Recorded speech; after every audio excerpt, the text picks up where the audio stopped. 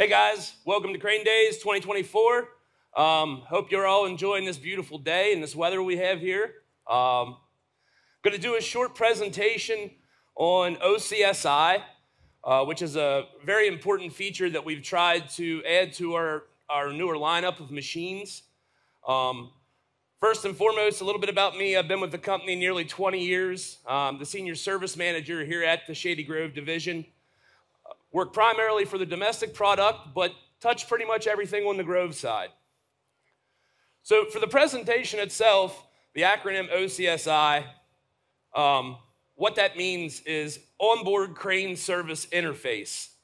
So essentially it's onboard diagnostics, and I'm going to go over the key features of the oCSI layout itself.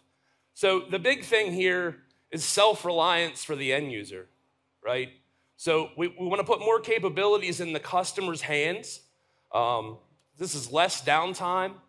It's a lot cheaper on the service end, and it's more reliability for remote locations.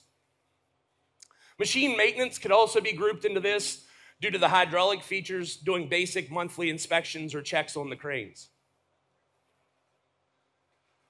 So you ask, what is oCSI, and now, when did it start? What machines have it? Do we have the capability on our specific machine?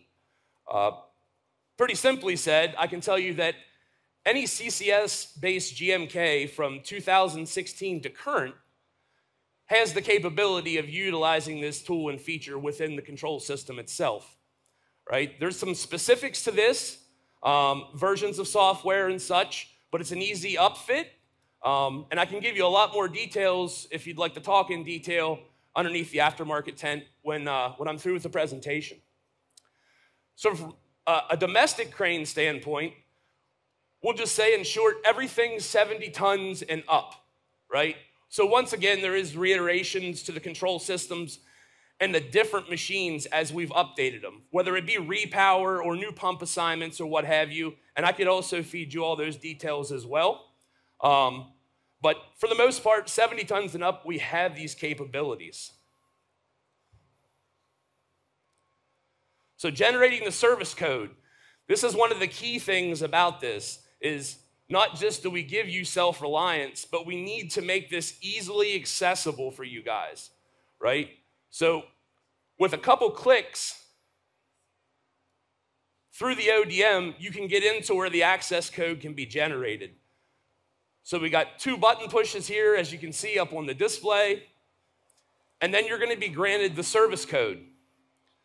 So to piggyback off the presentation that Mr. Garrington gave earlier about our training, we're now allowing the customers to come in through upper levels of training. So from a service standpoint, this is really nice because once this code is found on the ODM, the customer can then call either a trained dealer, customer, or Manitowoc trained technician.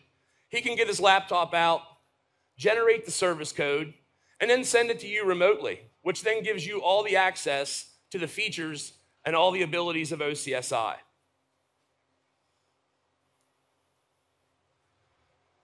Another key feature would be calibration of sensors. So the extreme importance of this is these remote locations that a lot of times these machines are located in. Whether we're in oil wells or wind farms or what have you, sometimes you're not close to your dealer network or the individuals that are actually supporting your machine. So what I've done here is just kind of lay it out in a pictorial form. As I say, here we are at Manitowoc here in Shady Grove, clean up in the top northeast of the country. We're going to use our partners MGX down in Houston. They have a remote machine currently that's in, we'll say, New Mexico, or we're close at least, right? So he's going to put the call in to MGX, and he's explaining to MGX, hey, the machine's not behaving the way that I expect it to. What can you do to help me? We're several hours away. So MGX makes the call to us. Our service team answers here in Shady Grove. And then I'll piggyback off of what Patrick explained with Grove Connect. So I bring up Grove Connect. I connect to the machine.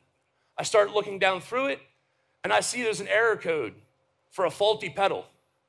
So this diagnostics was done over the phone with no plane rides, without 2 days of travel and transit for the technician. We tell them to place an order for the pedal, and it's going to ship today, right? So the pedal travels across the country via UPS. She's there in the morning, and then we follow through with the same process, right? So at that point in time, the part shows up. The operator can go into the screen. He generates the code, makes the call. We give him the day code. His access is now granted. He goes to the calibration screen. He selects activate, and he calibrates his pedal. So this is huge, huge stuff when we talk about self-reliance and the ability for the customer to stand on their own and fix their own machines, right? This is the point of enabling all this and putting this in the end user's hands.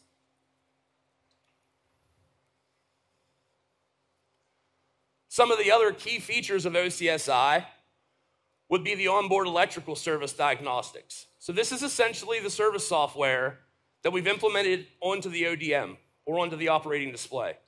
So this, a little more on the technical side, but most customer technicians know well enough about their equipment. They can follow the schematics. They can dig into the diagnostics. It's always been the missing point that they don't have the computer to hook up.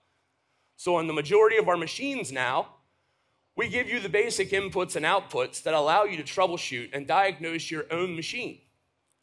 The other important part about this is you can make that first assessment without wasting a trip, right? Because we all eat up time. The first visit comes in a day.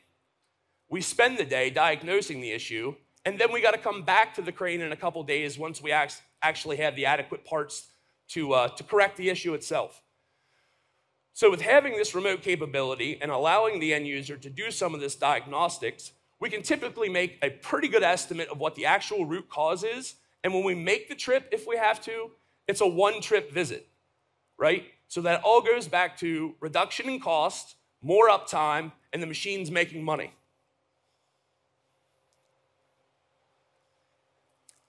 A couple of the last things that I'd like to really point out, and I think these are two really, really big features of oCSI. So everyone will say, man, we love you guys as pin booms. They're amazing. Their charts are out of this world. We're world leaders with this stuff. But sometimes it's a little overwhelming when we have an issue and I got to wait on a guy with a laptop. So what we essentially did here with the onboard pin boom diagnostics is we took all 3 service screens from the computer and we conglomerated them onto one screen within the ODM.